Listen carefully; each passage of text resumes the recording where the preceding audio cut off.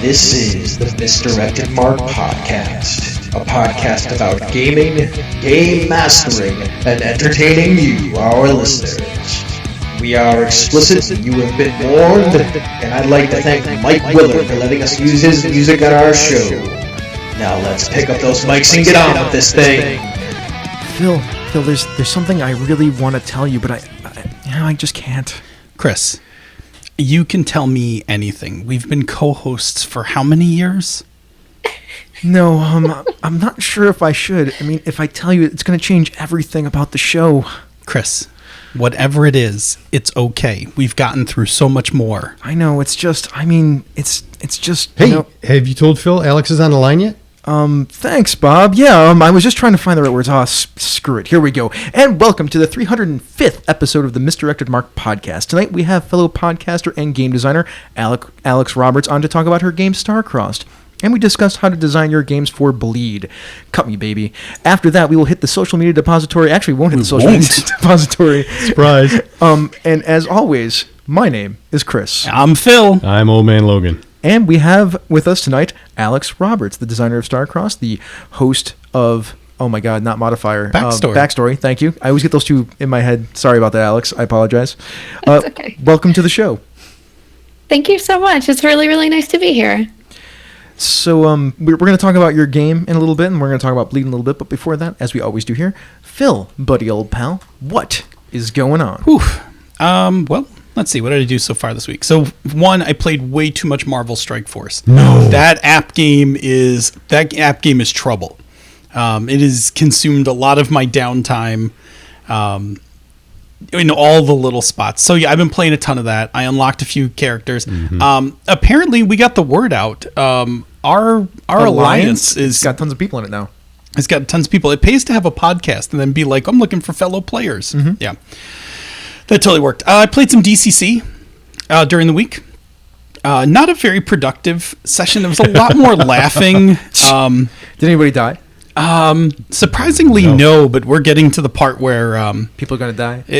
Potentially. Somebody's going to die. So far, everybody's been really smart, but I've also learned like low-level DCC modules don't actually have a lot of combat. It's a lot more exploration. It's a lot more like first-level D&D adventures are way more dangerous. You can die exploring places. Yes, you can. You can. They've been smart enough not to. They've been actually their play is actually very smart. Yeah. And then, I think Sean got what? Like, didn't he get something like 7 crits or something? Not 7. No, like 4 or 5. 4. He got like 4 crits that night. Like crits. he murdered a lot of stuff. Like 3 in a row too. Yeah. Yeah. It was anyway. So I played that. That was really good. Saturday we all met up in Pennsylvania for the Encoded Business Summit. Yeah. Our annual 8-hour power meeting to discuss what we're doing with Encoded for the coming year. Mm-hmm. That was delayed after my gravity-induced hiatus. I like how you call it that. He broke his arm. Badly. Hey, gravity is a harsh mistress. Yeah. I mean, it's now, cybernetic, so... at least titanium. Yeah, well, titanium and I don't know what the screws are, but yeah. Anyway, but we were supposed to have it the week I broke my arm, so we actually had to delay until this past weekend. Uh-huh. But it was really good. Got to see John and Sean and Tim. Surprisingly, Tim lives here. I don't see him nearly enough. You do, though. I don't actually see him as much as I used to. Okay, well... we should see Tim more. We should. That should be the bottom line. And Sunday, I went to the QCC kickoff party, and I ran some Damn the Man, Save the Music. Game is super fun. That game's a lot of fun. Fun with a cape. Yeah. So, good times. That's me. Alex, what have you been doing this past week? Mostly I've been launching a Kickstarter, and turns out that takes up a little bit of your time. Just a smidge. So yeah, that's kind of been my whole world. And I'm also getting ready to leave for Chicago on Thursday. I'm going to hang out with other people from the One Shot crew mostly, and other like cool Chicago peeps. Cool. If anyone has suggestions for fun things to do in that city, let me know. So yeah, expect to see me on the One Shot like Twitch stream and stuff. We should have a few fun things in store. So that's kind of been eating my life. The only thing I've been like playing is, of course, Final Fantasy Curtain Call Theatrhythm, which is like this Final Fantasy rhythm game for the DS, and it's just like I have 8 seconds to breathe in and breathe out. I can get like 3 rounds of this in, and it's just gonna feel nice. I'm gonna be relaxed. It's 2 a.m. I can play this and have a good time. Look, I'm hanging out with Tara and Sid, and all my friends are here. So that's like, honestly, I feel like that's the only game I've played in like 2 or 3 weeks, probably. Yeah. God, I wish I owned a DS just so I could play games like that. Oh, that sounds like so much fun. It's a good time. I have a lot of fun with it. All right. Awesome. Bob, what's going on with you? Yeah, so I played the DCC that Phil already spoke about. We had just... Apparently we needed to just let go a little bit because we were just chatting around the table as we always do before we get started, and it just kept going. And we didn't, get to that point where we're like, all right, we've kind of like let that out and we're ready to move into the game. We just kind of kept going, and we were having too much fun. Yeah, so, I don't know. I think everybody just kind of had a stressful week. It was kind of nice to just be ridiculous and. But we go into that game knowing that it's not 100% serious. Focus on the game. No, that's very much our beer and pretzels game. Beer and pretzels, just kind of hang out and shoot the shit and have a good time. So and that's what we did. We had a good time. So we did that. I have resisted quite handily the draw to join that Strike Force game. You're only missing out on fun and Yeah, sure, and a time sink that will completely blast what little productivity I have. I mean, I'm not gonna lie, like it does eat into some free time. It's like the break that I get when I'm doing stuff. It's like, yes, but you're productive. I'm terribly non-productive. So if one day I get all my stuff together and I get my act together, then maybe I have time for those kind of pursuits. But it's like what Alex said about the Final Fantasy rhythm game. Like, sure. That sounds amazing, by the way. Like, Yeah, I want to play sure it does. so bad. Sure does. I love Final Fantasy. That's why I like them, especially the old school stuff. Yeah. I'm a big Final Fantasy 6 fan. So when she said Terra and then she said Sid, I'm like, oh, I miss those games. There you go. Yes, 6 is the best. 6 is just 100% the best. 6, I feel like 6 is the best story. 4 is my favorite. It's that classic fantasy thing. I like Cecil's story too. I respect that. I think Cecil has one of the best character arcs, like one of the most like actually meaningful kind of high fantasy character arcs in like Final Fantasy, which is saying a lot. Yeah, it really is. Yeah. I mean, it's so much better than Clouds. I mean, we could do a whole like show just talking about Final Fantasy games and their stories. Although I get real weak. Honestly, bring me back for the FF show because I will speak at length on this matter. There you go. I'm super weak at it though after 11. Like I didn't play any of them after 11, so I don't know what the deal is anymore after that point. Do we just bring Tim? No, I have no idea anymore. Yeah, we just get Tim. I'm sure Tim probably is all on board. Yeah, we'll need to have like a wide range, like the representation of everyone. Mm-hmm, Yeah. Absolutely. I know nothing about that because I'm like woefully weak on video games. The closest I get to video games is Minecraft. So, but that's my jam. So, I had to do the work thing on Sunday, so I didn't get to go to the Queen City kickoff party, so I missed that. But I did keep track of it on social media and saw that you guys were having a lot of fun. Mm-hmm. I also sat and I watched Ragnarok last night instead of being productive because I just kind of like was feeling a little out of it. So I started watching. I'm like, I'll just watch a few minutes of it, and then I thought, I missed 4 minutes in the theater because I had a rare movie break where I had to use the facilities, and so I missed the fight in the middle between Valkyrie and Loki. So I had to catch up on that. But watching that movie again, that is such a love letter to Jack Kirby. It's ridiculous. Oh yeah. I missed some things when I watched it on the big screen that I'm looking and I'm going, look at that. That's Kirby. Oh, that's all Kirby, right? That's Kirby over there. I'm like, man, that's just perfect. So that was that. And now it's Tuesday again and we're doing a show. Chris, man, what's up with you? So I watched a series of unfortunate events. Most of it. I have 1 episode left of that for the second season of that. It's so good. It's very good. If you were into Lemony Snicket and that kind of sort of satirical deconstruction of storytelling, it's quite wonderful.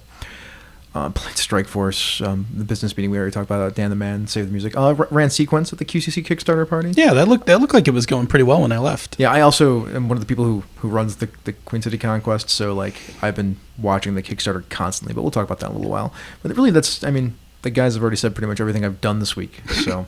We were with you a lot of the way. Yeah, so I guess we should move on then to a few announcements. We'll do a few announcements, and we're going to talk about Starcrossed, which is the ongoing Kickstarter for Alex Roberts, which funded in like 2 hours. So, I have to start this thing. Yeah, you have to start this thing. Man, these bills, they're killing me, man. If I won the lottery, things would be so much more simple. You would think that, but that's not always the case. Oh, come on. If I won the big bucks, I would pay everything off, buy an awesome car, and go to every gaming convention. Sure, that's what everyone thinks. Like, that's that kind of lottery fantasy stuff that people have. But in reality, like, winning the lottery is, like, troublesome. Like, people show up looking for money, corrupt financial advisors embezzle from you, like, you mismanage your own funds and go broke. I mean, all the same, though, man. What are the chances that I'm going to win the lottery anyway? Look, let's be honest. The chance you're going to win the lottery is actually pretty small. Very small. But if you want to experience what it would feel like to win the lottery, you could play Whirlwind Millionaire. What's that? Well, thanks for asking, Chris. Whirlwind Millionaire is a solo RPG that I wrote. I played it. You did play it. It's so good. You did an AP for it. So it's a solo RPG about winning the lottery and the challenges that come after you do. So you start by figuring out your well-being and how much money you won. And then you play through 3 phases of your life after you've won. And so similar to The Beast, you take a turn by drawing a card. It's got a challenge on it. You answer some questions, and then you roll the dice to see how it worked out for you. So it could be a windfall. You could actually increase your wealth, or it could be a disaster, and you would actually lose wealth. And you play through your 3 acts, so 9 challenges in all. And at the end, you find out if you prospered or if you were ruined. That sounds like a lot of fun. Where can I get it? You can pick it up on Drive-Thru Cards or by going to the Encoded Designs website. Just look for Whirlwind Millionaire. For less than the cost of a handful of lottery tickets, you can find out how your life would turn out. Now we'll find out who did it better, because we did it on Pandas last night. Well, of course, Sunday did it better. That's easy. All right, so that's our ad for Whirlwind Millionaire. Yeah, it's coming out. When this drops next week. Next week, Tuesday. Yeah.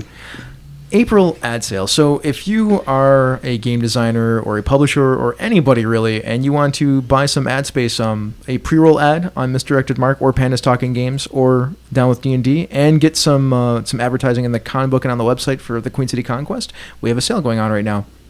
For $30, you will get a pre-roll ad by us, which is done in our amazing ad copy. And our bespoke ad quality. And they're artisanal. Yeah, you will have a link on the Queen City Conquest website with an image of your choice up to 500 by 500 pixels, and it will link to wherever you want it to link to, and you will also get that same image in the con book. All right, so there's that. And then last, like I said, I run the Queen City Conquest, so we're going to talk about the Queen City Conquest for a second. We've been kickstarting at this point for 2 days. We're at like $2,500. We are a little bit of a ways from where we need to be. Announcement, Camden Wright is a guest. He's on the guest list. He's coming all the way from Colorado with his game One Child's Heart. So if you want to come on out for the QCC and play a game with him, that would be amazing. And we have some more surprise guests lined up already. So I'll be announcing those in the coming days. Camden's in the chat room tonight. Oh, is he? Yep. Very nice. Very cool. I can't wait to have him here. It's going to be awesome. All right, let's talk about Starcrossed. So, Alex. Hey. You have this game, and it's already funded, and it uses a Jenga tower. That's right. Yeah. So, Starcrossed is the 2-player game of Forbidden Love, specifically a tabletop role-playing game. Although, secretly, it does borrow a great deal from my LARP experience and LARP design experience. So, it'll be interesting to see now that we have the draft version of the rules out. It's beautiful. It's laid out by Brennan Reese. Brennan Reese. And backers just get it right now. It's in the first backer update. So it'll be interesting to see what people think of it. And you have 2 people who really, really want to, but really, really shouldn't. So in other words, there's some kind of relationship that they have, and there's some kind of relationship that they want to have. And there's a reason why it can't be that. So what you do is you have a a tower of wooden bricks set up between you, and you play out a series of scenes where you're kind of going back and forth and figuring out how your characters interact and what they think about each other and how that changes and what that relationship looks like. And every time you do anything that either involves getting closer to each other emotionally or increasing that physical intimacy between the two of you, you pull a brick from the tower. And if the tower falls, you act on your feelings.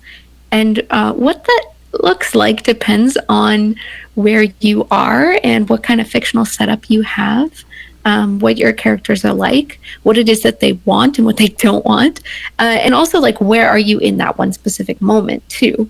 So it's a pretty broad range of things, but in some way your feelings are known, they are obvious, they have been made clear in a way that you cannot take back. And then you have a little epilogue, and how things go for your character depend on how many bricks you pulled from that tower.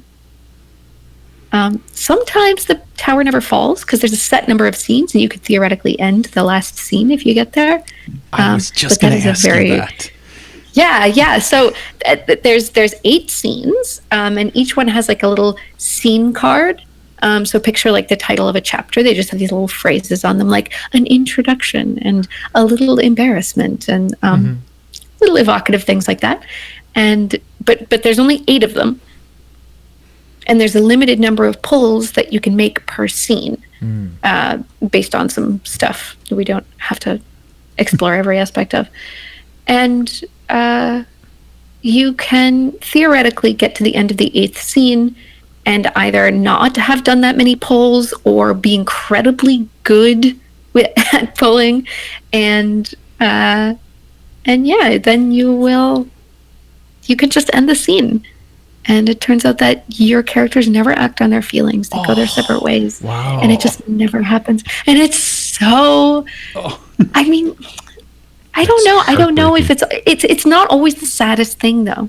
Sometimes it's way sadder when the characters do act on their feelings and things are out in the open.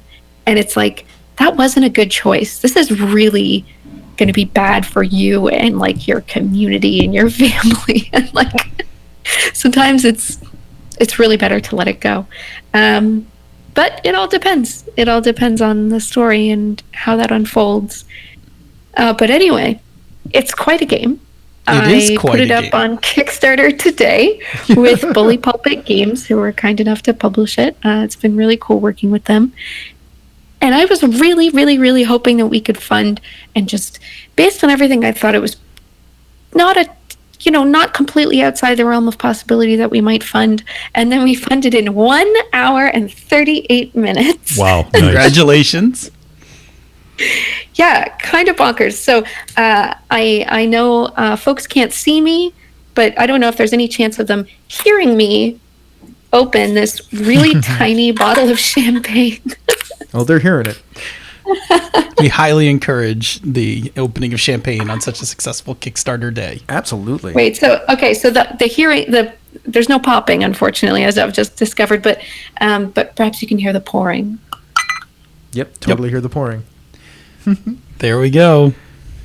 Well, now you are all sharing in my joy. Thank you so much. I'm going to raise my coffee mug to you. Cheers. My coffee mug is missing at this point. Darn. All right. Well, we should talk a little bit we're going to talk about the the Kickstarter. Yeah. So, I like this Kickstarter a lot. It's very easy. There's only 3 levels. There's a PDF level, because this comes in a box set, which is cool. I like that a lot. So there's because it comes with a Jenga tower, a wooden tower of blocks. Wooden tower of blocks. Sorry, a wooden tower of blocks.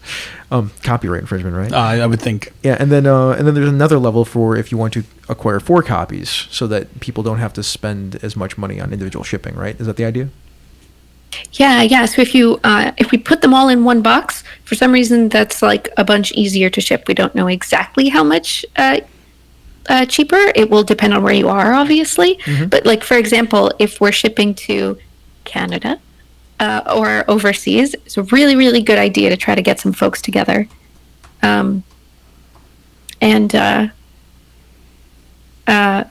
Sorry. Sorry, today's been a weird day for messages. I need to put my phone away. So yeah, if we put them all together, it's just a little bit cheaper for shipping. So you should totally get some friends together, or I don't know, just buy a bunch of copies as gifts. Everybody wants that, but more likely, yeah, just like go in with your friends and do it that way. Nice, very nice, Very nice. I mean, it's nice that you got Bully Pulpit to go in on this with you or to publish this game for you, because I can't imagine manufacturing a box set would be very much fun if you don't know how to manufacture product, because I know I don't know how to do that.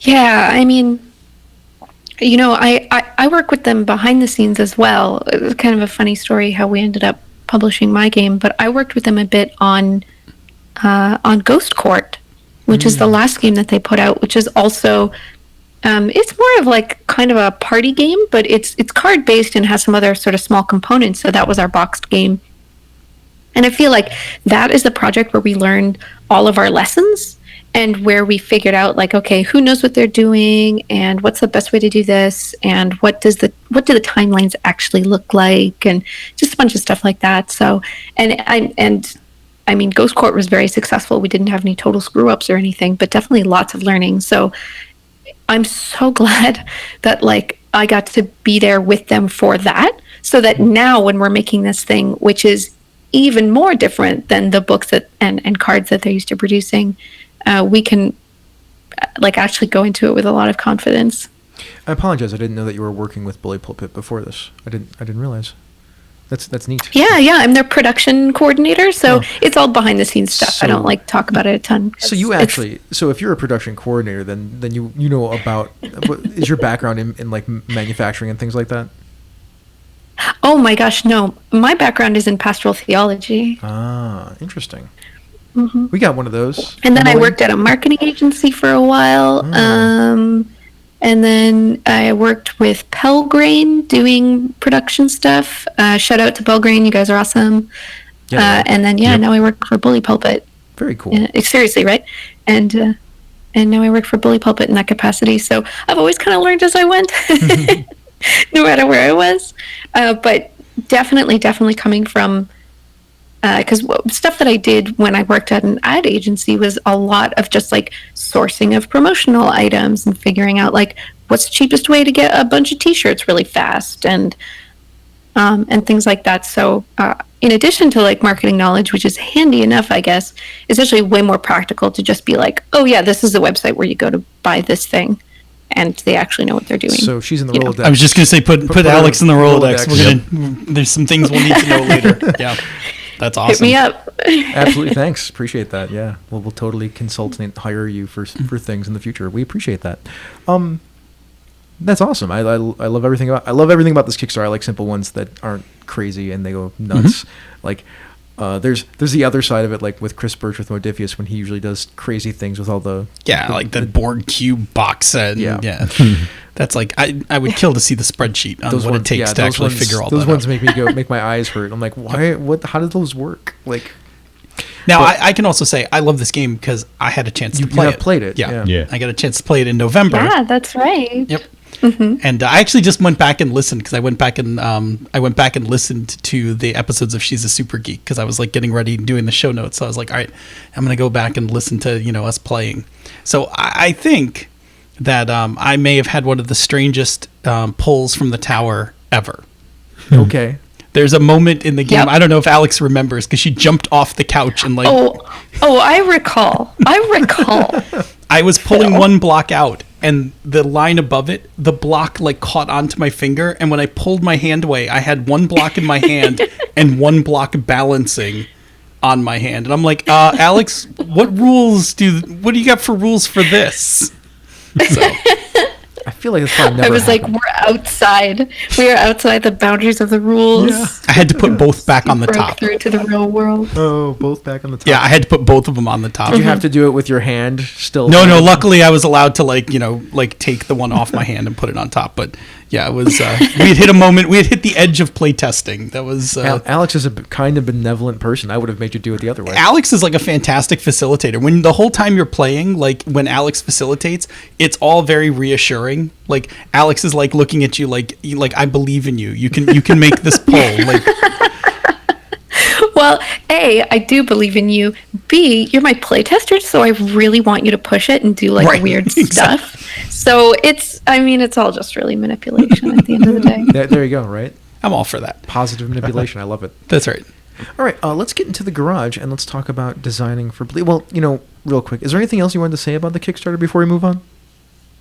Oh, you know what? I definitely do. Right now, we're keeping it nice and simple and drawing lots of folks to the Kickstarter, and people have been very positive with their response.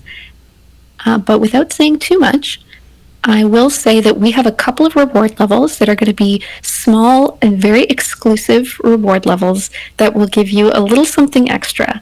We can't say exactly what they are yet, but they will be announced in the next couple weeks, one at a time, and you will be very excited about them. I have 100% confidence that you personally will be really, really stoked. Nice. So, Awesome. Just back and keep an eye on the backer updates, because those are the first people who will hear about them. Mm-hmm. But we're going to have a few like limited slot reward levels that are going to be pretty dope. You heard it here first. Super secret reward levels coming. Super secret reward levels. All right. Well, let's move on to the garage then. Access granted.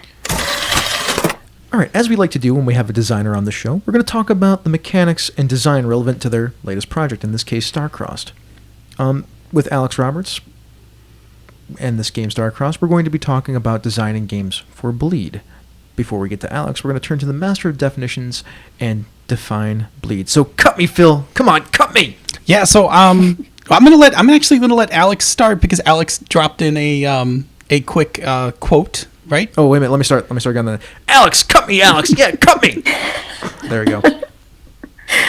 I will be happy to slice you a little bit. Let me just check our notes, because I want to use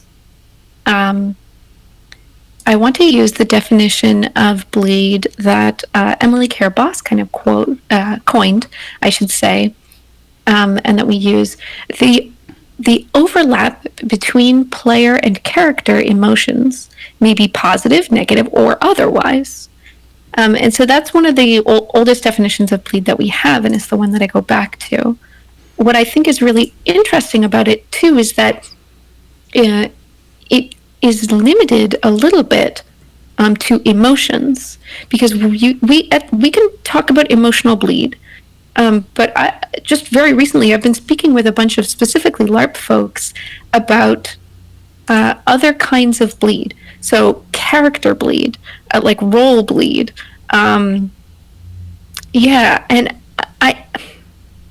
I wonder about the value of kind of like breaking all those things down. So what was your three's kind of experience or understanding of this concept before we started? So I definitely was gonna. when I was prepping the show, was definitely thinking about emotional Bleed, right? About about bleed in and bleed out, about how emotions kind of cross in and out from when we play.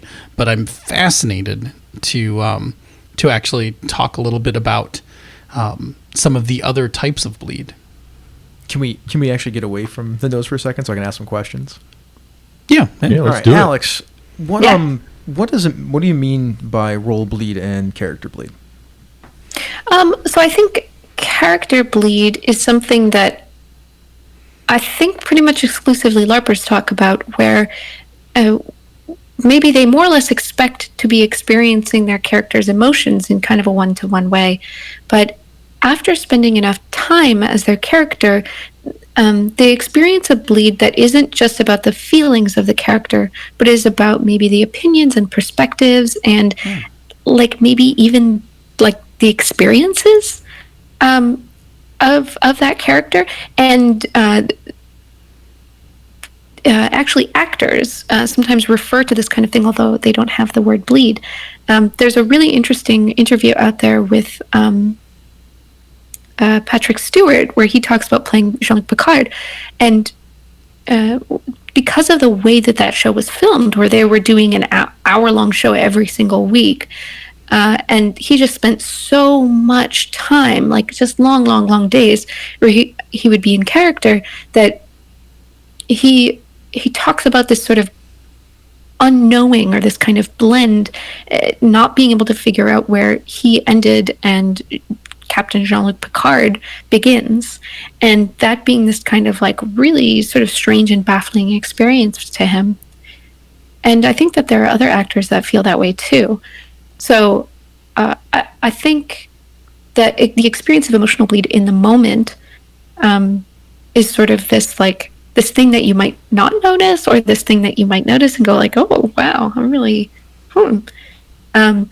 but I think then character bleed can kind of go into these like really different areas. And I mean, it's more interesting to explore than judge, but I generally think of emotional bleed as a really interesting, like kind of cool design goal.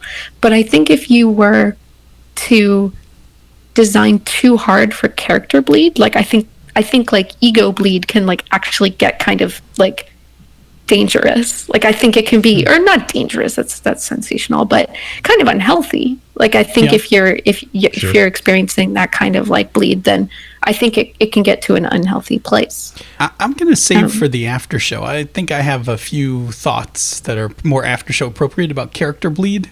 Yeah, that's yes. Because I think based on Alex's definition, I think I have not only experienced it, but I think I have actually tried to do it on purpose a few times. Yeah. So when we're talking about character bleed, we're talking about having another sort of persona that you've invented become more prominent than your actual like persona, right? Is that the idea here? Like, and that actually influences who you are on your day-to-day life. Like, it's almost, I don't want to call it split personality, because that's once again over sensationalizing. Yeah. But that's the idea. Like this persona that you've invented has now become a bigger part of your identity than just your normal identity. Is that what we're saying?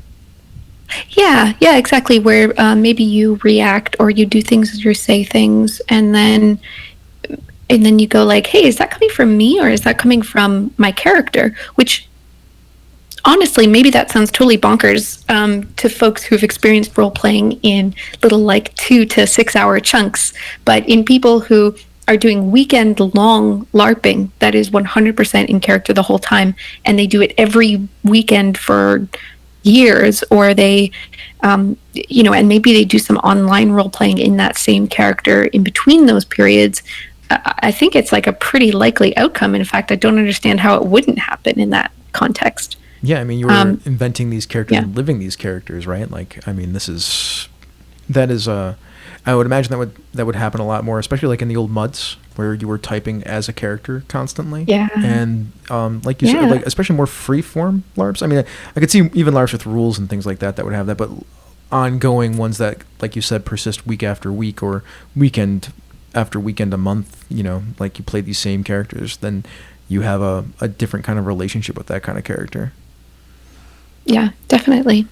And I think that also like depends on I think the health of your relationship to it, depends on what kind of opening and closing, like what kind of accepting and releasing of that character do you engage in, right? So for example, boffer communities, boffer is the kind of LARP where you have like a foam padded or latex thing that you can hit each other with. So ones that involve a little bit of combat. They had this tradition of the diner lunch after a full weekend, or they go to like the nearest diner or whatever, and everyone does a kind of after stories or war stories, they're sometimes called. And this is very, I think it's very simple and it's very accessible to a lot of folks, and it doesn't look like a sort of structured kind of, no shade, but like there are other LARPs that do like a more structured debrief and can kind of feel like a support group, as where this feels more like, hey, we were all sitting around and just telling stories or whatever, and it seems very casual, but underneath that is, let's all talk about our characters in the third person for a little while. So right, to remind ourselves. Yeah, it's disconnecting. Yeah, exactly. Yeah. Coming back to this, so super healthy. Yeah. Coming back to the real world, right? Not the play world. I guess that I'm not sure. Those are probably the wrong terms to use, but So Yeah, what is the real world? yeah, exactly. I mean, there's some existential conversations that we can have It's about like a that too. whole other episode we got cooking up. So if that's character bleed, what about role bleed? What's that? I think role bleed may be a bit closer to, and I don't want to make assumptions, but maybe to what Phil was alluding to earlier, because I think there's character where I am this person, but then I think there's a very subtle distinction to role where I am this. I serve this sort of narrative function. So if you are being your villainous self, right, or you are being your healer self in a really consistent way all the time, it's we all have different aspects of ourselves that come out, and it's really cool to be able to access those and explore them and kind of, I don't know, dance with them for a little bit. Mm-hmm. But again, if it, I think there is a point at which you can just get into a sort of rut of behavioral momentum where you are just your villainous self more often than you are your complete self, or your helpless self, your hero self, even your victim self, your healer self. Like even being a hero, that sounds like a wonderful thing to be, right? But if you cannot get out of being a hero all the time, then you can't be a complete human, right? Or you can't see yourself as a complete human. So again, super cool to access that stuff. And I don't want to say like it's dangerous to go and be a hero, but you have to be at a point where there is some understanding, not necessarily even some distance, but some understanding of like, this is my role. This is a role I'm taking on because it's useful in this story. And maybe it feels great, but I can't be it all the time. Right. And I think even when you take it, even if you take it out, like you let it bleed into regular life, I think as long as you're cognizant of it, like, oh, I know where this is coming from. Like, yeah. Then if you at least have that awareness, I think it's more healthy than you don't understand why you're, storming through the store, bossing people around, right? Like, like, why am I doing this, right? Because then you're not really.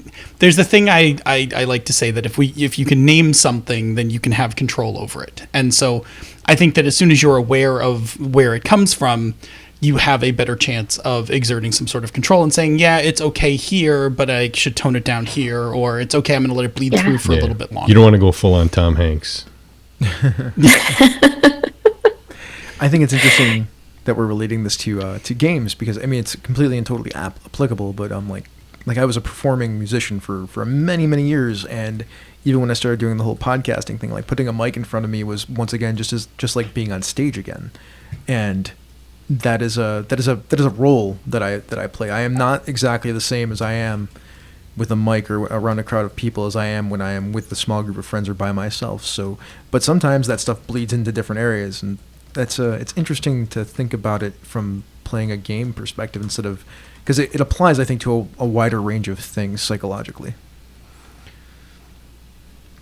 Yes, I like it. Yeah, cool. I like it. Can we? So now our topic of bleed is now becoming multifaceted, which I think is awesome. Right? Yeah, it's exciting, right? Yeah. So let me kind of let's walk through. I just want to get through the introduction, because there's like so many more cool things we're going to get to talk about after we kind of lay some some quick ground rules. So once again, back to what we came up with, what Phil came up with for bleed. And I'm just going to kind of breeze through some of these because this discussion was great. So briefly, the terms bleed in and bleed out really talk about the direction in which way the feelings are coming from. So like bleed in is when the emotion of the player starts to affect the character. Mm-hmm. And then like bleed out is when the emotions of the character starts to affect the player. And I think if you've role played long enough, this has happened to you one way or the other, intentionally or unintentionally. I think most of us have learned it unintentionally. Like I've had more than one case. I've come in from a lousy day of work and then like went and bled right into my character, started a fight, whatever. Yep. And I've definitely had bleed outs. Like, I mean, definitely cases where something's happened to my character and I am emotional about it. Mm-hmm. And when we're talking about emotions, we need to acknowledge a few things, right? Like we need to talk about I'm going to jump right back into our normal pace. So what's one of the things we should talk about? The kinds of emotions that you're feeling. Yeah. Discomfort, envy, anger, things like that. Right. The intensity, how strong of an emotion it is. Is it mild? Am I feeling really angry, or am I just like annoyed? That kind of thing. There's comfort also. It's like how comfortable we are with feeling these emotions in the content. Yeah, there's actually like this, Alex. I was going back and listening to the playtest that Senda and I did, and it was really good because you had talked about discomfort, and then you said the bad kind of discomfort, not the good kind of discomfort. And so certain emotions, depending on your comfort level, they aren't necessarily quote bad.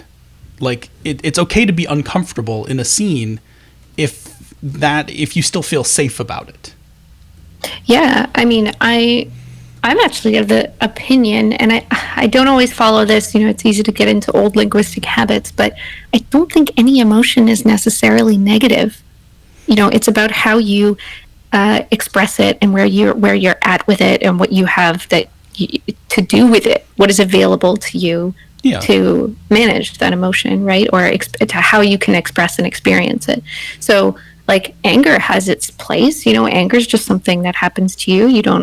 It doesn't mean that you're doing anything bad to be angry. There's lots of ways you can express anger in a unhealthy or unhelpful or harmful way. But sadness and all of those things, they're as much a part of life as like happiness and and joy and all those other quote unquote positive emotions. So when I talk about discomfort, like I understand what people mean when they use that as a shorthand for something else, right? When people talk about if someone is making you uncomfortable, if someone is setting up a situation to throw off your discomfort, and you need to listen to that discomfort to be like, hey, someone's kind of trying to do something here. That's very different than than just being in a situation that is unfamiliar to you. A lot of situations that are like unfamiliar or that are uncertain, can be places for like growth. Mm-hmm. But it's kind of up to me to decide which of those like I want to be in,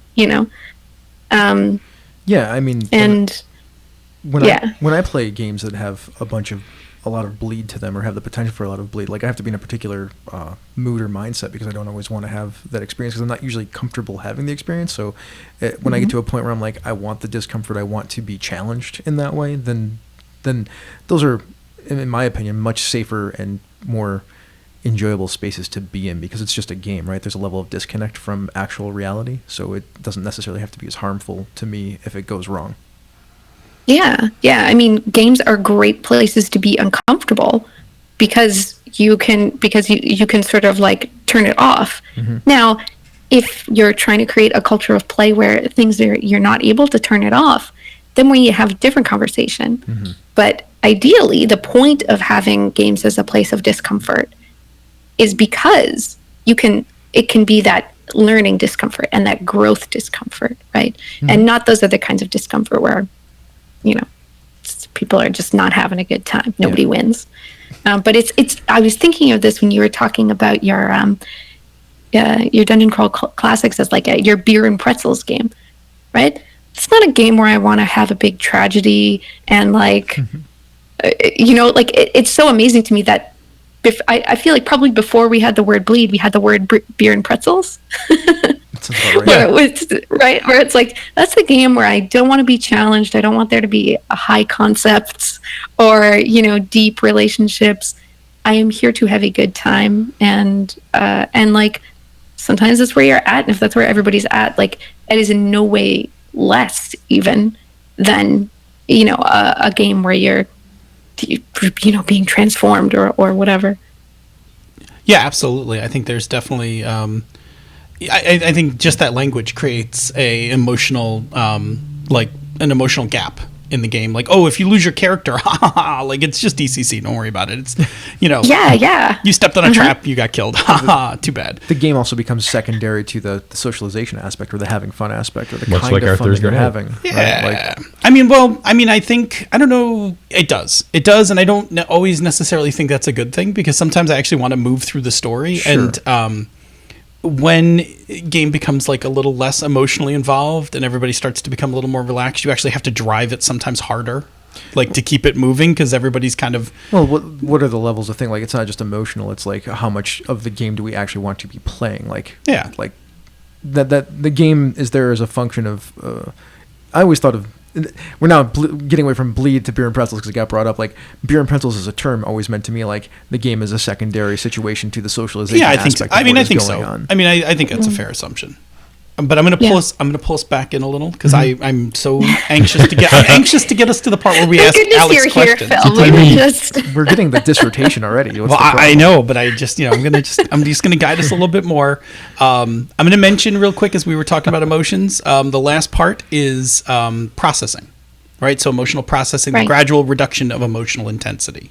Yeah, we talked about it with there's the debrief and then there's the Yeah, and there's stuff that happens afterwards. Mm-hmm. Like, I mean, you continue to process, intense games. You continue to process them, like, well after you've walked out of the game. I mean, it's like therapy, right? Like, so you can have like a really good therapy session, and then like 2 hours later, like the floor drops out from underneath you because you're still processing your therapy session hours later, which is Yeah, why absolutely. I recommend a therapy buddy. That's your phone, your phone call to call, like when the bottom drops out, you just call your therapy buddy and be like, I need somebody to talk to. It worked for me. I really like that. I've actually never heard that before, and I'm a huge fan. Endorsed. Highly endorsed. There we go. Yeah. And I agree that you can, you can have even a game that feels like, haha, what a good time, what a delight. And I had no strong emotions. And then maybe like 2 days later, you're like, there's something that's bugging me, or there is something that got brought up that was, maybe more intense than I realized. And I have found that this happens just as often, if not more, at like games that are like, quote unquote, like light or funny or silly games. Like, I think it can happen just as often there, maybe because people aren't looking for it as it could at like a more, quote unquote, serious game. And like, it's really nice to like just have that acknowledged as like something that can happen. Like, games can bring stuff up Absolutely. that can just get you. Which is a good segue to talk about safety. If we're, safety in general, but even more so when we're specifically talking about games that have bleed. And so let's take a moment to talk about safety, Chris. Sure. So we need a way to both set a level of consent about how much intensity and the type of emotion that we want to have in the games that we're playing. Yeah. Sometimes this is like lines and veils. Sometimes this is just, when we sit down at the table and talk about tone and things like that, right? Like we're basically building that consent. We need a way to check in and make sure that people are still consenting throughout the game. Things like the X card or the consent flower, stuff like that. Actually, that's kind of more of a way of revoking. Well, the consent flower does that. The consent flower actually does check in. The X card is more of like a revoking consent. Like I'm not consenting to this part. But even just check-ins, like reading the table, or just checking in, asking how everybody's doing. I think if I read this correctly, because Senda and I are working on this for Turning Point, but like the okay check-in, like just like asking people like, "Are you okay?" And just having people acknowledge that. Okay, check-in is kind of it's interesting the way it's caught on, because it's such a specific response to a specific problem, right? Which is when you're in really, really, really big LARPs that take place in like large spaces, and people are kind of like all over the place, and maybe you're kind of running from one place to another, and there's more story than you can keep track of. Right, like it's not like at a table where everybody knows everything that's going on. Hopefully, like there are just lots of LARPs in which there's no hope of that happening whatsoever, and people are fully embodying and acting out what their character is experiencing. So this leads to a situation where you can just walk by somebody who is like crying on the floor, or like, just out there in the rain, yelling at the moon, or, whatever it is. All these kinds of situations where, that person seems like maybe they're not having a good time. And so, maybe you don't want to walk over to that person and like tap them on the shoulder and maybe possibly like interrupt an awesome scene that they're having, that they're loving, where they're like, hey, I'm trying to sit here and cry. I'm having the time of my life at this weird LARP, like chill out.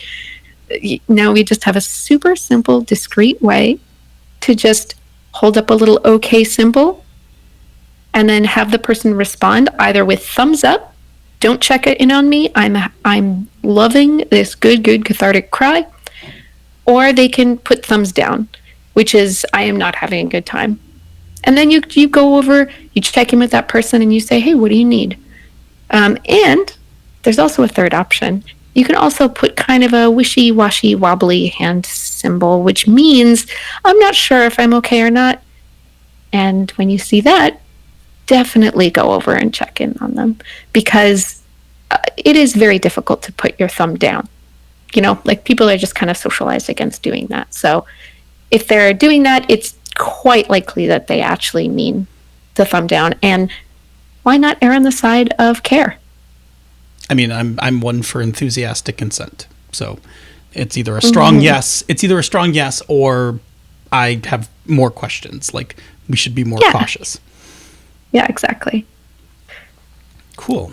So we also need ways to revoke consent during play to bring us back on thing, which is the X card. Yeah, that's absolutely like the thing. Like whoa, yeah. And we also need to provide support and processing after play, like after we've played. Not necessarily when we're done, but we need that debrief. We need that de-roll, those kinds of things. So, and I know that No, I'm going to save that because that is actually a question in the next segment, is to ask about safety in Starcross. So we'll table that. Chris, tell me time-wise, how are we doing? We're fine. Just keep good. going. Okay, good. So bleed can be good. It can. Bleed is very useful, and it can be very useful in a game. It can create emotional investment, which is something that we're always looking for, I think, or often looking for in games. It can help heighten the intensity of scenes.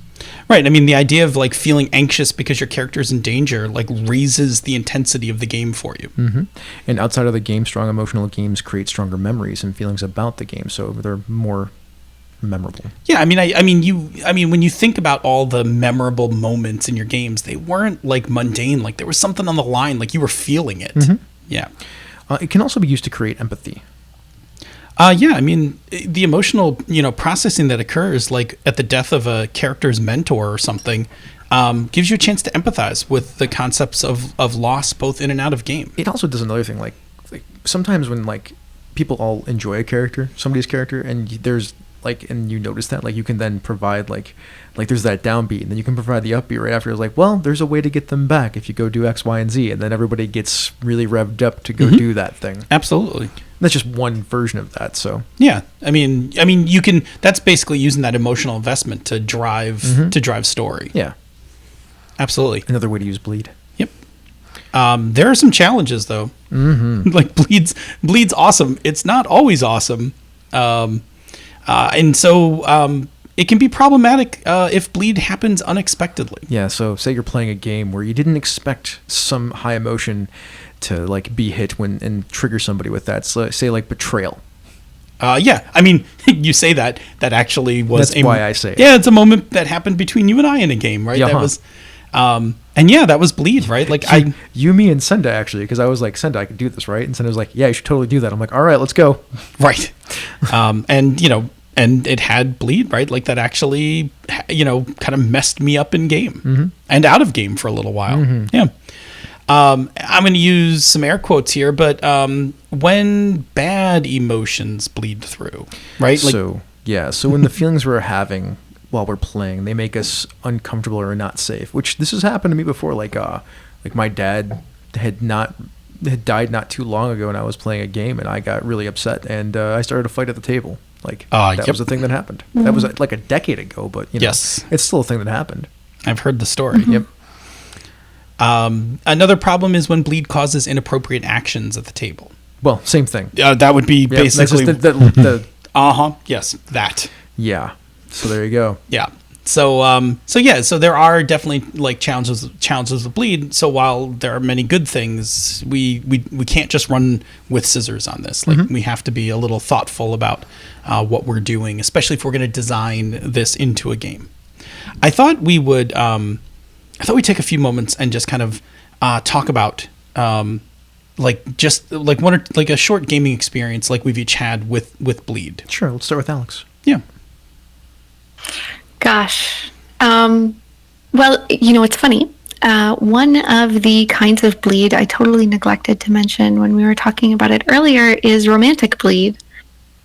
Sometimes you play with in a certain kind of way with a certain kind of character with someone, and you start to wonder, like, okay, I know my character is like, has this thing for them. Wait, is that because I do, or let me investigate that a little further. And, it just takes some experience and some self-awareness and some like checking in with yourself. Maybe spend a little bit of time with that person outside of character, just in a strictly neutral exploratory fashion, and find out. The first time I went to a gaming convention, I somehow ended up in in character partnerships with this one person in like 3 or 4 games in a row. Like, it just kept happening, and I'd never met her before. Like, it was wild. So I just, by the end of the weekend, I was like, hey, what's up? And but we spent some time together and discovered that we were very fond of each other and great friends, and we're still very good friends to this day. I sincerely hope that this person listens to it, actually, because they will laugh, because we have since talked about it, where we're like, yeah, man, isn't it wild how we met like this way, and we got to be all super confused and weird and awkward, and then be like, oh. And the thing was, I was so new to LARPing at that point that I had no idea that could happen, right? And I hadn't been doing much role playing at all before that point. And so I was like, okay, well, I don't think but I just thought that I did. Like, anyway. But that's something that can happen, right? And people really do fall in like IRL love when they meet in character. And I've met people through LARPing who I ended up dating, and that's beautiful. But sometimes it's just the old bleed coming at you. Oh, that's funny. It's really good. Also really interesting, like in a lot of ways. Like, I like that. I mean, I like stories about romance though too. So there's that. That's me. So I recently I just got done playing an AP of Whirlwind Millionaire, and it was there was a lot of bleed through because of the challenges that came up. A couple of them were about eventually became about my family. So like my son, who's autistic, and what I would do for autism awareness and whatnot if I had some cash. So that was a thing that I don't know. I was having. If you listen to the AP, you can hear my voice. Oh, you can hear it. How I'm struggling with some of the things I'm talking about. And then the one about cancer is about my dad. So whenever that comes up, because my father died of cancer, whenever I had a very confusing relationship with my dad, and it didn't really get resolved, as many things in life don't before he died. So, like anytime that comes up, especially out in public like that, I usually don't talk about that in public very often. So that was another thing that kind of like bled through the game, like just some of the emotions that you can hear it. Like when you get to that challenge, like you can hear it in your voice. It's really good. It's going to go up on the website. It's weird because I'm playing myself in that game. When you're playing yourself, there's no separation between character and game, because you are the character. Yes, right. And granted, it's a fictional situation, but still. It's pretty exposed. Yeah, you're very exposed. Which is actually one of the things about solo RPGs, is that because you're not playing with anyone, you can play it truthfully, but you kind of broke the fourth wall, right? Like, you recorded it for other people to listen, which in and of itself immediately kind of changes the game. Yeah, it changes the game because you allowed other people in. Like when you play the Beast. My recommendation to anyone who plays it is like, you be as brutally honest as possible, because it will make you confront some really uncomfortable things about yourself. But if you are honest about it, you get a really, really good experience out of doing it. But it pushes you into some really uncomfortable places to get there. Have you played it, Alex? Yes, indeed I have. And, I kind of thought you might have. Yeah, I really back up what they're saying 100%. It is such a brilliant design. And I kind of had the notion that maybe I would like tweet about it or, do some blogging or whatever with what I was writing. And no, not even a little bit. Nope. Which is great. And that's how it's designed, right? And Alexandra Santowska is just brilliant. And it's really meant to get the words out of you that you will write when you know that no one else will see them. Right? And those are different words than any other words that you're going to write. And it's cool. It's not like, it's so easy to overblow that, but it really is just interesting to be like, hey, me, what's in there? What's going on in there? I'm curious. Yeah. There were parts where I finished with like writing an entry, like looked back and read it and was like, okay, like, I guess that lives inside me. Like, yeah. and yeah, so yeah, for you, when you did Whirlwind Millionaire, like you're playing a solo RPG as a performance. So, there's a level of exposure that you opened yourself up to. Yeah. So this is, I was just thinking about this conversation about how like you and Alex talking about the bleed. Like I went to school for writing. Like I'm a writer. Like my degree is in creative writing. I probably wrote 200 to 400,000 words of fiction in college, probably more than that actually.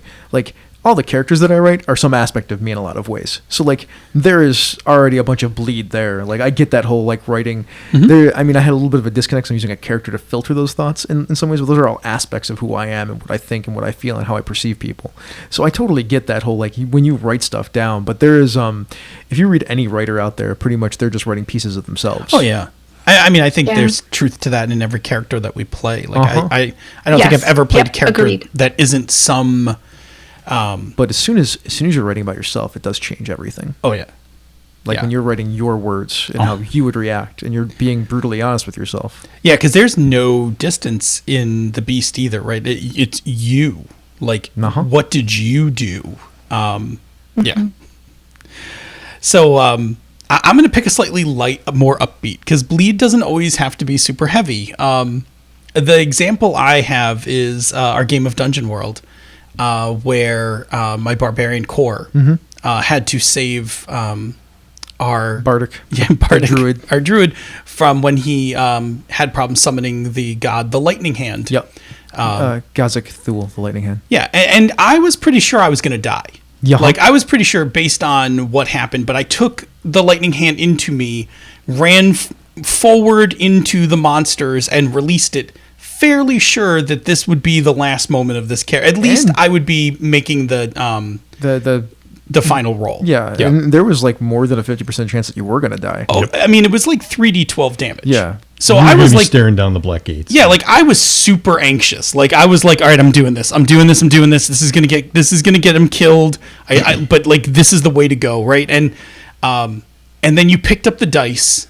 I rolled like a 6. You rolled like a 6, and I was like, holy shit, I'm alive. And I remember I was pretty insufferable the rest of the night. Like I was I was like completely tripping out. I think I even said I can't be destroyed. Like, yeah, you did say that. Yeah. And kind of like a complete power trip, because I was just like, because I had faced death in that character and cheated it, and I was, I was kind of a pain the rest of that night. Like that was definitely a thing. What about you, Bob? I've been trying to think of a time when I may have had a little bleed, and I'm struggling to think of any off the top of my head. He's mostly dead inside, Alex. Age does that to you. This outer shell still hasn't decomposed. That's right. He's mostly dead. I'm really a lich. Hey, liches have feelings too. Yes, they do. Yeah, I'm drawing a blank. I know Bob was the player in my Turning Point playtest so far who like didn't draw heartstring at one point. I was like, I've never had this happen before. Yeah, I had a scene that literally I was just like, that really didn't do anything. But the other ones did. I was like, feel, damn it, feel. There was that one scene where I pulled like you three, did. I think. You did. Yeah, that was getting me. Yeah. That's funny. All right, so before we hit the break, The break at 9:50. right? I know, right? I asked you if we were okay on time. When the conversation's good, I just let it go. That's fine. I'm good with that as well. So let's talk a little bit about designing for Bleed. Like now we've kind of like talked a lot about what it is, but like how to like bake it into. All right, Alex, we've looked at Bleed from like 87 different angles at this point. Its uses, its problems, different varieties of it. So let's talk about designing games for Bleed. Yeah, so Ken Hite once said that the challenge in a horror game is that you can't tell people to feel scared. Rather, they have to buy into the idea of themselves being scared in the course of a game. And I think what Ken was trying to say in a roundabout way is that there's a moment of consent that needs to occur between the players and GMs for a game to feel scary. So based on all your playtesting of Starcrossed, how does that hold up? Like the idea of like needing to consent into wanting to feel this way. I think that's such a positive way of putting it, because really I think most of game design is really more like a trick or a trap. Like, honestly, like there's a lot of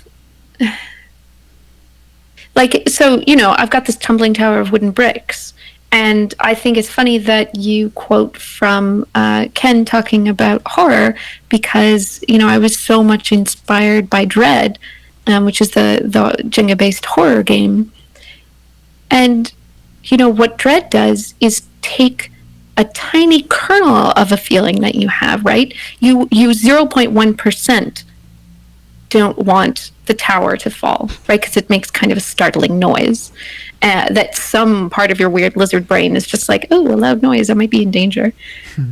So you take this tiny kernel of something, and then you give your players permission to exaggerate it, right? So think about a game like Hide and Go Seek. It's a little bit startling to have someone open the cupboard door and go, I found you. It's not like you're actually afraid for your life. Like, it's just your friend, and it's totally fine, and it doesn't actually mean anything.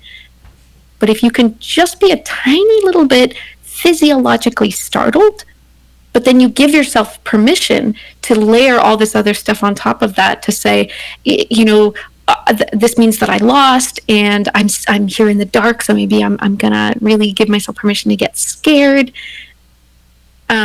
Yeah, Hide and Go Seek is actually like the greatest horror game of all time, because you're doing something that is completely innocuous. You're sitting there doing nothing, and yet it's like an absolute thrill. Like, it's really, really fun. I highly recommend playing Hide and Go Seek of some kind as an adult, because that game really holds up, which not everything from your childhood does. Well, and it's funny you say that, because of course kids don't have like the emotional quotient. Like they don't have the EQ to know like whether or not they should just like freak out and be completely, you know, scared when somebody sneaks up and tags them or something. Well, so I disagree. I think kindergartners are masterful LARPers. They do it very differently, right? Because they're operating differently for a bunch of reasons, but they are actually able to have the kind of double consciousness that role-playing requires. I have a friend who works with like kids of all ages, and he was in a kindergarten class a while ago, and he was telling me about the kindergartners playing Hide and Go Seek, and sometimes because they all really want to find like a good hiding spot, to the point where they will ask you to help them find a really good hiding spot, and then they'll hide in it, and then you go and count, and then you come find them. So like kids Right. are not stupid. They have not forgotten that you helped them there, but they want the experience of hiding in a little place and trying to be quiet, and then someone finding them, boo, I got you, and you say, and you saying, oh, you found me. Like that's a complete fiction, Right. but it's fun, right? And so all of us have outsized physiological, emotional reactions to things, right? We get startled by someone yelling on the other side of the street or whatever, or we get startled by a scary movie or a door slamming in our house. Like, how often have you woken up in the middle of the night and been like spooked by like a car honking its horn? Like, the car honking its horn is not going to hurt you, but you still get scared by it. It's totally normal and natural. So as a game designer, you have to give tiny little prompts like that, these little pieces, trusting that your players are there to have a good time. I mean, if the person rolls up to the horror game saying, I'm not going to get scared, like, it's pretty unlikely that you're going to scare them. Mm-hmm. If someone rolls up to playing Starcross saying, yeah, not interested in this premise whatsoever, like, I can't promise that I'm going to bleed anything out of them. Right. But I don't care, because the game's not for them. Yeah. It's for people who have shown up to say, I really want to play a romantic story. I really want to play a horrific story. I really want to, whatever this game is designed to do for me. All I need is a little bit of permission and a tiny little push, and I will just roll down the hill. So I feel like that actually covers, like, I was going to ask you what kind of tools we can use to evoke emotions in players. I mean, maybe you can get a little more specific about some of the techniques and tools that you think we have out there in LARP and in tabletop games. Yeah, definitely. I mean, LARP could be a whole discussion in itself, but when you think about it, dice are tools of number randomization. They're pretty good at that sometimes, depending on what you're trying to do. But they're also emotional manipulators. They also give you a little emotional push that you can then roll with. Fuck. Yeah, you're good. You're good. No, that's fine. We were with you. But seriously, Yeah, like, I feel you. There's a reason why we didn't all just switch to random number generators on our phones, which would have been completely logical for us to do a long time ago, right? Mm-hmm. Those apps are there, and they're nice in a pinch.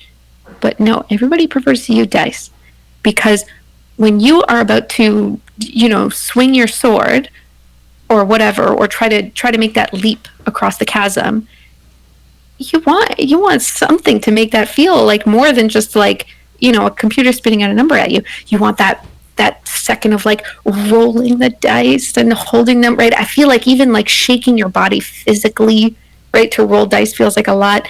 And you want to let them go, right? Which is this sort of symbolic act of like letting go of the outcome. And when they hit the table, and then there's this like unknown moment as they're slowly revealing the number, like that means something, that has an emotional impact on you as a player in a way that just being shown a number wouldn't, and games that use cards or that use whatever else, they also have a different way of getting an emotional reaction, a particular emotional reaction. Am I coming through okay? You're coming through fine. My phone was running out of power, so I turned off the screen. Oh, okay, good. We're fine. Yep, we're fine. Yeah, so I think like revealing a card or rolling dice or using a tumbling wooden block tower, all of those things give that tiny 1% of an emotional response that you kind of can't help but have. And then it's just up to you to connect that, to say, well, here's what that means. There are also some things that I do to create romantic and character bleed. Mm-hmm. I wonder, is it okay if I reveal my trick? Absolutely. Yeah, absolutely. So one of the things that you do, your character sheet is pretty minimalist in Starcrossed, and one of the questions that you answer is, what does my character consider attractive about themselves? What is their most attractive feature according to them? And so that requires you to draw on something that you would find attractive and something that you could ever conceivably consider applying to yourself. It's not necessarily something that you think is true of your in real life self, but those two things are going to be true of that. Mm-hmm. So that creates a little bit of a connection. The other thing that I do to create character bleed is that, yes, you have a premise as to why your characters can't be together, and you decide that between the two of you, right? So we're the only two scientists on this Martian spaceship, and we're both married back on Earth, and there's no way for us to negotiate anything around that. So that can be the overall reason. But then on top of that, you're asked to write on your character sheet, why is that important to me? So clever. Sure, maybe abstractly it's bad or it's wrong or whatever. Someone would tell you that it's wrong. But phrasing that question in that way, I find, really elicits more of a personal answer to that question. So if I were in this situation, why would I be hesitant to cross this line? Mm-hmm. Right? And so then it's not just about I'm married. It's about,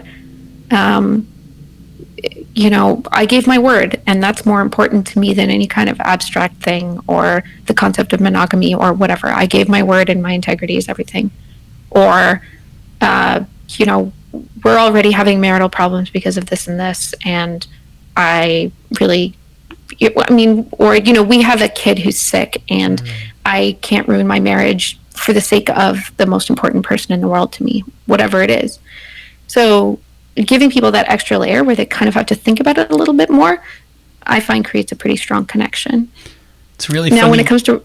It's really funny you say that, because I went back and, again, listened to the actual play that we did, and my choice for that answer, why we couldn't, had to do with because the project would fail.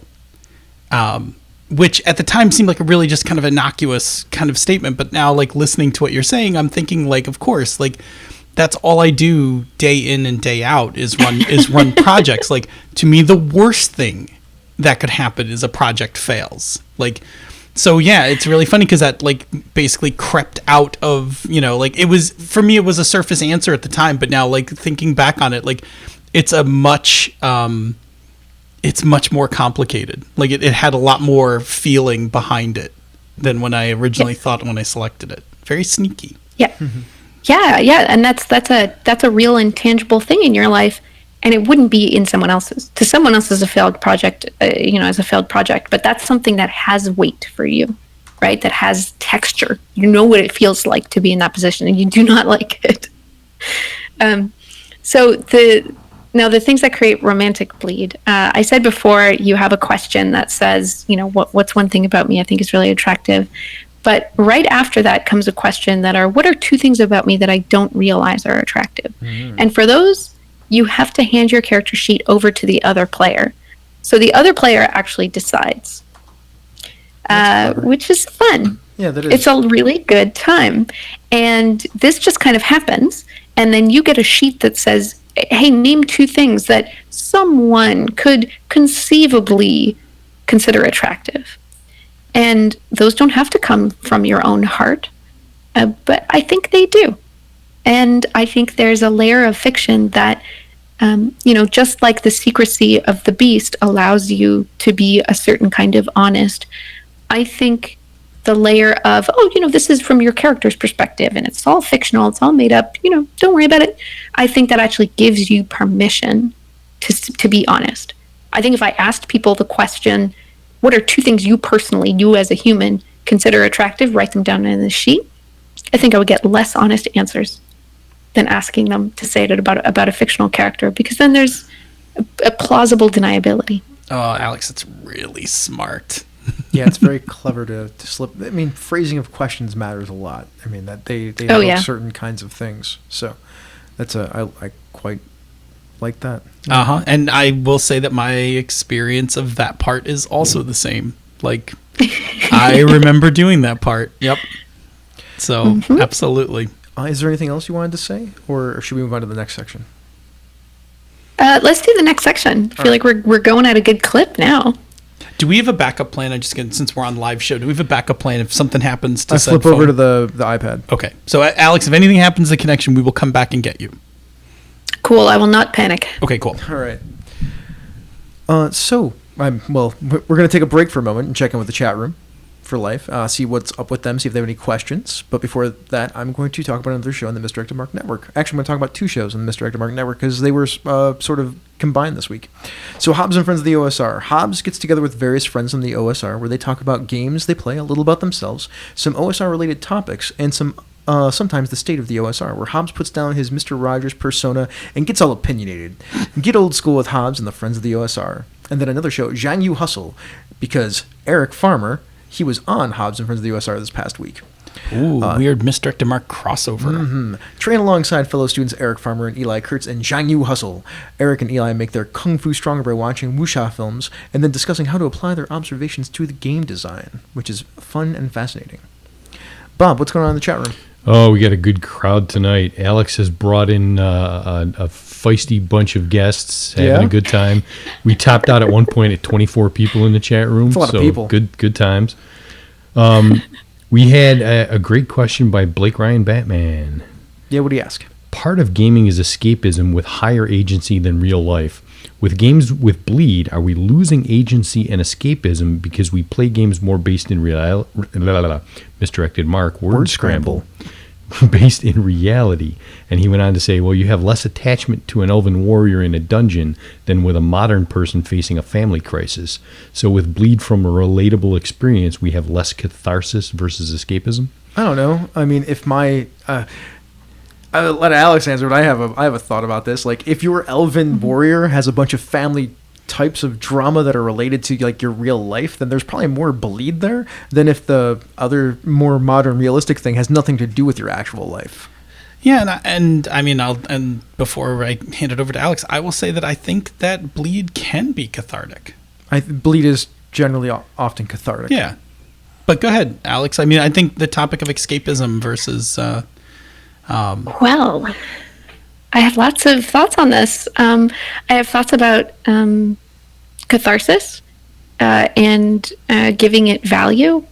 I think there's a certain mythology around catharsis. This idea that we can have emotions and express them, and then it will reduce the presence of that emotion in ourselves, which is not always how it works. It's not right. So for half the time how that works. Not really. So the sort of I mean, I don't even want to say Freudian. It's the psychodynamic like framework of what catharsis is, right? Super aggressive person goes and does boxing, and then they're less aggressive in their normal life. That's the opposite of what happens. It doesn't work that way at all. So I wonder, but I don't want to discount when people say that they're looking for that or that they get that or asking for that, because I wonder what is it that they're actually looking for. And even when people talk about escapism, I wonder what people are asking for. And I wonder about that as a valued goal. Because I think you are still looking for the invocation of certain emotions, right? It's just that those emotions are like being chilled out, being relaxed. And I think that those are worthwhile emotional experiences to design for. I would love to get some relaxation, bled into me. Like when I'm playing, when I'm playing Final Fantasy Theatrhythm, for example, I am having, it's not a nothing experience. I'm connecting to, this sort of nostalgic Final Fantasy series, and I'm listening to these songs that are all cheesy and over the top, and like all of that is trying to elicit a particular emotions from me. I'm feeling the triumph of when I get a really good score on a level. So maybe some people can consider that escapism because it's my it's my thing that I do to relax, and maybe it doesn't engage my intellectual part of myself too much. But that doesn't mean that it was not designed in a way to bleed me a little bit, to stick me. Like that's definitely happening. And I think when you do play that Elven Warrior in a dungeon, you want to have the feeling of triumph, or the feeling of being in a spooky dungeon and exploring something unknown. Like, there's all kinds of emotions associated with that, and to give you a well-designed experience would be to elicit those. Do you? Yeah. Do you think that maybe that idea of escapism is really looking for feelings that are, say, less adjacent or less in proximity to what your what your current life is like? Like, if I'm really stressed from work and I have a lot of details and things to manage or whatever, that the idea of escapism is really that the feelings I want are like almost like, if it was a color wheel, like the opposite side of the color wheel. Like I want something, not constrained and spontaneous and things like that. And that maybe that's what I'm trying to get to in that gaming experience, is that other, like the opposite side of the color wheel, the emotional wheel. I think a balanced life is a healthy life, right? And if you have frustration, then maybe you'll want some relaxation. And if you have anger, then maybe you'll want joy or whatever it is. But I haven't seen many people who are in the peak of their enjoyment of life say that, I've been feeling so much joy lately. I really want a game that pisses me off and makes me cry. I really don't know about that. And I don't know, Alex. At Breakout, I was pretty chipper at Breakout, and I couldn't have been more excited to play Red Carnations on a Black Grave, knowing this game was going to be nothing but a punch to the gut. The whole design of this game is soul crushing, and I was feeling really up, and I was like, I totally want to play this game because I really just I want to have this experience of feeling this really hopeless, doomed frustration. Yeah, but you also like things that are terrible. I mean, that's just, if you want my sample size of you from the course of time of knowing you, that's actually just a thing that you enjoy. So it's not actually... You're not wrong. Yeah, I know. That gives you a sense of joy in a lot of ways. So, I mean, it did. I finished playing that game and lost both my characters, and one heroic and one really tragic, and was oh, it's so good. I don't think escapism is about opposites. I think escapism is about seeking out the things that are not real in your life to enjoy. The chat room is quick to support you on this. I'm a little. I mean, they all know you. They've listened to you for the last 3 years. Yeah. I mean, to me, escapism is about seeking out the things that you can't actually achieve in your normal life. You can't actually go and lose 2 people in your normal life. It's not actually a good thing. But you can do it in a game, and it doesn't really matter. I mean, it matters. There's an emotional moment there, but the escapism part is I can have this experience that I normally couldn't have. That's fair. Yeah, I agree. I don't know if that's necessarily escapism and Bleak. I was trying to read through Blake's context. I mean, my soul is dark and black, so, my experiences may differ. So I really do like to challenge the concept of escapism too, actually, just because I make games, and also, incidentally, I want people to live happy and healthy lives, and I don't think the way to do that is to seek an escape from what your life is. I think being present to things is actually a better life than removing oneself, and dissociating from it. So we could really go down a rabbit hole with this stuff, but that is my ongoing opinion. So I don't necessarily disagree with what you just said, Alex. It's just that I think that playing a video game for 15-20 minutes is escaping from your life for just a second to catch a breath, right? That is the kind of escapism I'm talking about. And if you take that to too far of an extreme, then it becomes unhealthy. But in small doses, it can be quite useful just to give yourself a breather, to give that relaxation that you're talking about. To me, always escapism was a form of relaxation. I can't be an airship pirate in real life ever because we don't actually have those things. So playing a game like that gives me that break and also gives me that experience that I want, and is also an escape from reality, which gives me a breath from whatever life has been pushing on me. That's my opinion about it anyway. Sure. Awesome. You wanna roll back into the yeah, we should before the phone dies. Right. All right, so we're back. Did we have any more questions? Well, we actually have 5 questions for you. Oh no, I think no, we're good for the chat room for now. Awesome. So we're gonna continue this discussion about designing for Bleed by digging a bit more into Starcrossed. So Alex, how did Starcross come about? Were you inspired by the block wooden tower thingy? Because I can't say the thing that's written in the show notes first. Or did something else draw you into this design? Oh, I 100%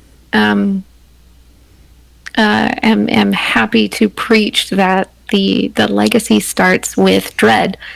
Dread was one of the first non-D&D RPGs that I played. It was one of the first games I fell in love with. I think I played it shortly after I played Fiasco, so I was kind of like, I was just ready for cool, new, amazing stuff that was kind of blowing my mind at the time. It was a good time in my life. And when I played it, this might have been like 5 years ago, I want to say, I immediately had the thought, oh man, someone's going to write the playset for this where you're just falling in love. That'll be good when someone does that. And obviously no one did. And so I thought maybe I'll have to write it myself. And it just became so clear so quickly that that was not going to be enough. And that it was going to have to change and expand really significantly to be what I wanted it to be. And luckily, in the time between me working on that and between me playing that and me trying to work on that, I had played a bunch of other games that had really profoundly influenced me. I'd played Kagamatsu by Danielle Lewan and Renee Knipe. I'd played Hot Guys Making Out by Ben Lehman. Obviously, the original 2-player romance RPG, Emily Carabas's Breaking the Ice. Extreme shout out to that very good game. That's a great game. So just a bunch of games like that. Oh my gosh, 183 Days and by Sarah Williamson and James Stewart. I don't no, I know that game. Never mind. Oh, pick it up. Get with it, get hype. So anyway, so I'd played all these games that had also given me these little pieces or little sort of like, oh, I want to invoke that. I want to see how did that happen? You know, when I had this gaming experience, how did I get there? And of course, I was LARPing a lot, and so I had a completely different approach than I would have had to what a rules text has to look like, right? And I was used to being able to pick something up and read 3 or 4 pages and start playing, you know, and to have cards be a sort of maybe thing and to be kind of consistently in character, but then do some like narrating along the way, to having character sheets be pretty minimal, those kinds of design considerations. So it all started with Dread for sure. And then, you know, it just spun wildly out of control. That's awesome. You know, our second question was about designing Bleed into Starcross, but I think you have given away some of those secrets. We talked about that. Yeah, so I'm going to let Chris roll right into the third question. Sure. So what mechanics did you build into using the tower that were not in Dread, and what roles do they play in the emotional element of the game? Sorry, could you repeat that? Sure. What mechanics did you build into using the tower that were not in Dread, and what role do they play in the emotional element of the game? Well, let me start by telling you about my first rounds of playtesting, which were at Metatopia 2 years ago. And in every single playtest, I gave people different rules for how they could talk to each other, including no rules, where just however much your characters want to talk, they should talk. And the more that I constrained them from talking and made it difficult and rare for them to talk to each other, the happier I was. And the more I got the kind of interactions that I wanted, which were very, very small, very loaded lines, right? Nice. These super short things that just felt like they were just in this hushed, tense whisper, and that, you know, contained so much more than was able to be expressed, you know, and had all this subtext. I wanted the biggest, most subtext. So I was trying to figure out, how do I make that happen consistently? And when I didn't restrain my players really heavily from giving dialogue, I just found that people had these just like perfectly nice, pleasant conversations, or these prattled on. Like, it was horrible. They were just talking like normal human beings talking to each other. It was the worst thing ever, and I couldn't stand it. It was agony. And so I was riding home from Metatopia, because we'd driven down. I was driving with Jason Pitts, and he was driving, and I was sitting in the driver's seat talking this through and being like, what am I going to do about this? I have no idea. And there was a long period of silence. And then, like, I just, like, exploded. Like, I wonder if he remembers this, because it must have been very startling as a driver. I just, like, yelled. I was like, oh my God, oh, I've got to figure it out. I have to write it down quickly before I forget. And I was, like, scrambling for paper because I remembered there's this Nordic LARP called Just a Little Loving. And it's about lots of things. It's about love and intimacy and loss and the fear of death. It takes place in the 80s, or late 70s, early 80s, during the very beginnings of the AIDS crisis in New York. And there's a sex mechanic in that game, because your characters are gay men in the 80s for the most part. Mm-hmm. And there's a particular kind of culture in New York in the gay scene at that time. So there's a lot of sex that happens, and you as a LARP designer have to figure out, okay, well, how do I have lots of character sex without people having sex all over my LARP, because that's going to make things complicated. Yeah. So they invented something called the phallus method. There's also a piece of this called the pink feather method, but I won't get into that. So there's the phallus method, where two characters, regardless of their gender, they interact. They have this pre-negotiated scene, and then when their characters are actually interacting during this sex scene, rather than touching each other, they grab any phallic object, and phallic objects are made available to you, but you can use anything from a dildo to a granola bar, and you just touch it. You don't interact with each other besides, like, hands and arms. Everything else, you just touch the phallus. And so it becomes this symbolic action, and also kind of a little, like, safety net, right? Kind of just a healthy little thing to sort of absorb, right? Like the charcoal in some water, just absorb all that energy. Mm-hmm. And so you can have a scene that is about what's happening between your characters without, it's kind of a bleed barrier. It's a bit of a bandage. So I was totally entranced by this, and I thought, oh my God, what if I made them touch this teetering tower, that feels so tense and feels so fragile, like it could just collapse at any moment. What if they had to touch it in order to speak?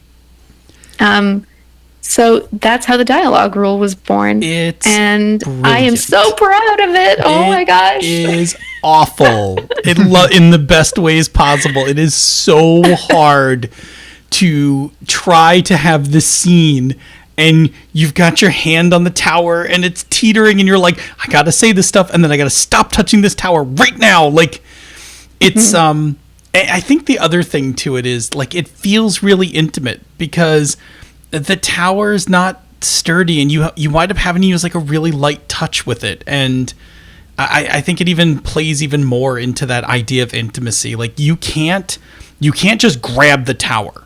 Like, you have to, like, figure out how to touch it very lightly, and it's kind of like that same tension. Like, I'm touching it, like, I'm touching just enough of it, like, just barely making contact, but enough that I am. And I just remember, like, in the actual play, there's a lot of laughing between Senda and I, because it's the uncomfortable kind of laughing as we're trying to handle the stress of constantly touching that tower and talking to each other. It's really, it was really, it's really, really good design. Thank you. And really difficult. Okay. Next question. In Starcrossed, one player takes the role of the lead and the other one follows. And this is a clear power dynamic in the relationship between the two characters in the game, which is a thing I totally love. So what was your design? Like, what design requirement did you, like, fix, meet, or need when you decided that there should be a power dynamic in the game? So I wanted there to be some kind of asymmetry so that it didn't feel repetitive, right? I wanted there to be some kind of like difference in how people interacted. And the lead follow is actually very similar to a mechanic from Hot Guys Making Out.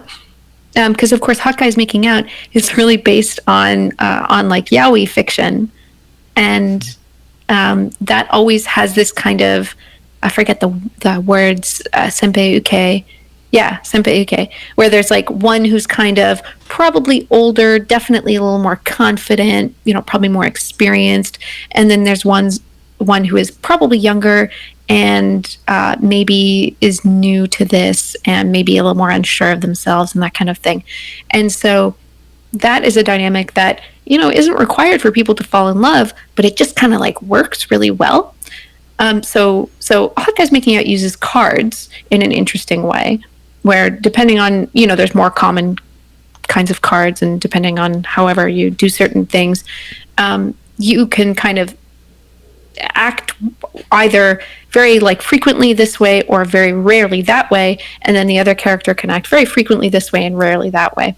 So it's done a bit differently, but there were aspects of that I liked. It allowed for these really dramatic moments where people would where characters would be acting counter to their usual character that really felt like they had some weight, and also people felt very constrained in what they could do because they saw the character, the player across from them doing certain things very easily that they really kind of had to wait their turn for. So in my game, you don't have to wait your turn. You can use that sort of one dramatic thing whenever you want, but you can only use it once. Right. So it's a little bit different, and I knew that I didn't want to recreate that particular dynamic exactly. But another big design influence is swing dancing. And I'm told that lots of other kinds of partnered dancing are similar, but I specifically got into swing dancing a few years ago. And the idea of the lead and follow being not that the lead is like in charge and gets to decide everything, and, not like the follow just like does nothing and just has dancing, sort of applied to them, but that both roles involved different responsibilities and doing things in a different way. So, and myself, like I approached swing dancing very much like as a follow, and I kind of just incidentally learned it that way. And I found all these things about me that I didn't realize were things about me. Like, oh, hey, I listen and attend to and react and respond to and mirror and things like that, just really naturally and automatically. And I'd never thought of those things as skills until I started swing dancing. And then I was like, oh, I'm really good at this following thing because of these things I didn't realize I was doing and other people don't necessarily do. So I wanted to build in a lead and a follow to the game. I like it. I totally get it too. I little known Misdirected Mark fact, took ballroom dancing in college, so I did the whole lead and follow, and it's it's very subtle. I mean, when you lead, just the push of a hand or the way you pull somebody in with your hand on the small of their back or something conveys information about we need to go this way, or we're going to step this way, that kind of thing. And when that communication isn't there, like when you're first learning, it's super awkward and bumpy, and you wind up, until you establish those roles, no one really knows where to go or what to do, and you kind of either stay in one spot or you kind of weirdly collide into each other because you're both trying to pull each other in one direction or the other. But once it gets set, it's very subtle, but it's very effective. Yeah, definitely. And it's a really interesting mode of communication. Mm-hmm. That mostly has to do with body language and physical signals and where your head is looking at any given time. It's an interesting like division of responsibilities, and it's a fascinating dynamic. I mean, role playing has that dynamic. Tabletop has it in some respect too. I mean, there's a lead and follow between GM and player. Depending on the game, it can be turned up and turned down, but somebody's always kind of leading into a scene, somebody's always reacting. And then the more traditional GM models, the GM winds up more like a lead. Yeah. Although, then there's also like GM just having a bunch of power, which is very different. Yes, they can draw some parallels where, just abusing power is not really being a good lead. It's just abusing power. Yeah, exactly. All right, let's move on to our last question. So, games about love and games designed for bleed not only charge into emotional territory, but can bring about safety issues. Have you run into any such issues, and what safety mechanisms have you put into Starcross to deal with them? That's a really good and super important question. So, there are lots of safety tools that you can paste on top of any game that you're playing. But I decided specifically with this game to include in the rules and in the package, like there is physically an X card. It's one of the tools that I give you. I give you lots of cool tools to tell a story, and one of them is definitely the X card, because I want players to know that at any time you can just say nah, and equally importantly, the other player can say nah to whatever you just said. Right. And so in a game where at the very beginning, lead and follow comes in later, but from the get-go, you are co-creative partners. There is no GM. There is no preset module or anything like that. You start with the questions. Okay, why are we together and why are we apart? What's brought us together? What's keeping us apart? And you answer those questions together. And so it involves a lot of being vulnerable and putting answers out there that are like, I really want to do a medieval setting, or I really want to do something in the 20s, or I want to be in space, or, can we just make this like a real life, everyday, present historical time period thing? Because I think that's actually the coolest thing. So anytime you're talking about desire, and preferences at the table are about, that's desire to me. That's an act of vulnerability. And that means that you've got to give people a net, right? If they're going to be open like that. And the other thing is, the games aren't always sexy, but sometimes they can be. And whenever people are talking about sex, not everyone has a great relationship with that in their life, either now or in the past. And so, it's easy to step on a landmine there. And so having something like the X card there, I think just lets people know that this is not a game that is trying to mess with you or get you into a corner where you say or do something that, you don't feel great about. It always has an escape hatch. It always has a backspace. It always has a little X button in the top right corner of the screen. You can get out. So that was important to me. But there's also a lot more than that in the text. Everything that, I hope that what I have done in terms of how the game is presented, in terms of how you're encouraged to talk about it, how you're instructed to set things up, how you're instructed to have conversations about what might happen in the game or in scenes with each other, that it reinforces caring about what the other person wants and caring about what you yourself are not just comfortable with, right? We talked about this, but are you the right kind of comfortable? Are you the right kind of uncomfortable? Are you feeling what you want to feel right now with this person? And if not, press the X card, or hell, just push the tower over. Whoop, game's over. Built an escape hatch. Excellent. That's really good. I'm kind of running, Send and I are running into the same thing as we're writing Turning Point about more than like really being very deliberate about how to design this game to be careful with people's feelings without muting them. So I think it's a fascinating topic. Yeah, definitely. Cool. All right. That's our discussion about designing for Bleed and our discussion about Starcross. Alex, we're going to have you here. We're going to keep you into the after show, but but we're going to head into the closing. But before we head into the closing, tell everyone where they can find you and where they can find the Kickstarter. Yeah, definitely. So go to Kickstarter, search for Starcrossed and it will pop up. We are a project they love, apparently. That is very sweet of them. I think they're flirting with us, quite frankly. You can also go to bit.ly/StarcrossedKS, all one word. Or you can go to bullypulpitgames.com and find a post about it there.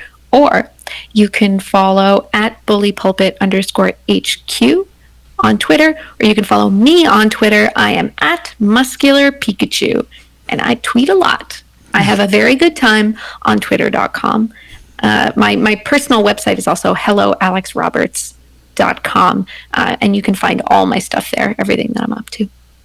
Awesome. Very cool. Before we get out of here, let's do a few Patreon shoutouts. Noah Bond, Rami Bilodeau, Stacy Winters, Glenn Seiler, David Walker, Austin Lemke, Avi Wigsberg. Avi Waxberg. Avi. I do it every time. Avi. Oh, man. And yet Damn it, Chris. And yet he keeps sending us money. Yes, he does. I appreciate that. I think it's like it's just a joke now, right? Like I just screw that nail constantly. It's intentional. I'm not going to say it anymore. I'm just let somebody else say it. Anyways, Blaze Hebert, Drew Smith, the secret weapon of the show, Todd Crapper, the best name in gaming, and Rob Bush. Thank you so much for being our patrons. All right. Well, with that, thank you everyone so much for listening. If you are free Tuesday evenings, 8:45 p.m. Eastern, 6:45 p.m. the Queen's time, come join us live on Twitch where you can chat with the other awesome listeners in the awesome chat room for life and occasionally ask us a few questions.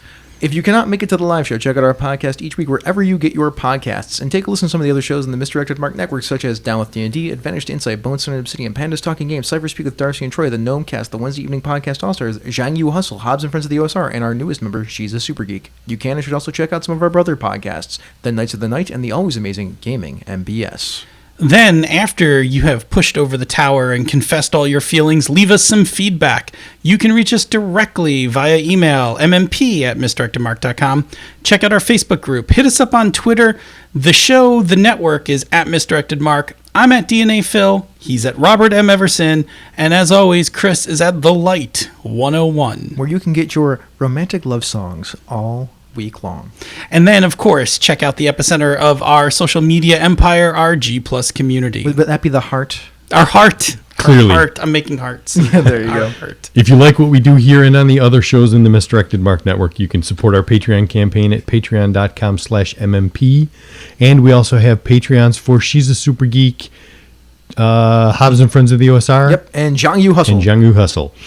Patrons get access to the after show, pre-production show notes, musical parodies, Pandas Talking Games, bonus outtakes, and other special releases. Like the print and play version of Whirlwind Millionaire. Yes. That's coming soon, patrons. Also, like our extra audio that we've been doing at the beginning of the show. Yeah. Testing out our new game room segment. Yes. All right, well, with that, this has been a Misdirected Mark production, the media arm of Encoded Designs. A mic drop. We out! Bye.